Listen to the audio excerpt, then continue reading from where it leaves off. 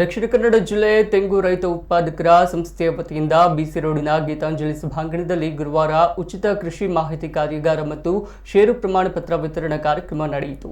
ಕಾರ್ಯಕ್ರಮವನ್ನು ಕರ್ನಾಟಕ ರಾಜ್ಯ ರೈತ ಸಂಘ ಹಸಿರು ಸೇನೆಯ ರಾಜ್ಯ ಕಾರ್ಯದರ್ಶಿ ಮನೋಹರ್ ಶೆಟ್ಟಿ ಉದ್ಘಾಟಿಸಿ ತೆಂಗು ಬೆಳೆಗಾರರ ಹಿತರಕ್ಷಣೆಗೆ ಇಂಥ ಕಾರ್ಯಕ್ರಮಗಳು ಪ್ರಯೋಜನಕಾರಿ ಎಂದರು.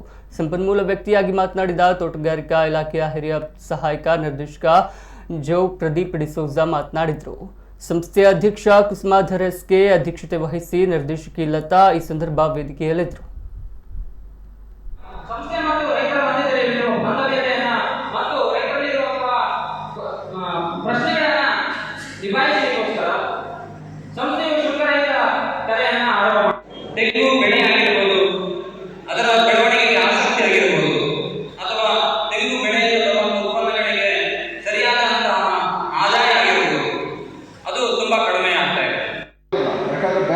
ಖಾಸಗಿಯಾಗಿ ಒಬ್ಬೊಬ್ಬರು ಕಂಪನಿಯನ್ನು ಸ್ಥಾಪನೆ ಮಾಡಬಹುದು. ಆದರೆ ರೈತರು ಒಬ್ಬೊಬ್ಬರ ಹತ್ರ ಇರೋದು 1 ಎಕರೆ 2 ಎಕರೆ 3 ಎಕರೆ ಇರುವಾಗ ಒಂದು 100 200 300 ಎಕರೆ ಸಾವಿರಾರು ಗಟ್ಟಲೆ ಅವರದೊಂದು ಕಂಪನಿಯನ್ನು ಸ್ಥಾಪನೆ ಮಾಡಿ ಅವರದೊಂದು ಬ್ರ್ಯಾಂಡಿಂಗ್ ಮಾಡಿಕೊಂಡು ಕೊಡ್ಲಿಕ್ಕೆ ಆಗ್ತದೆ.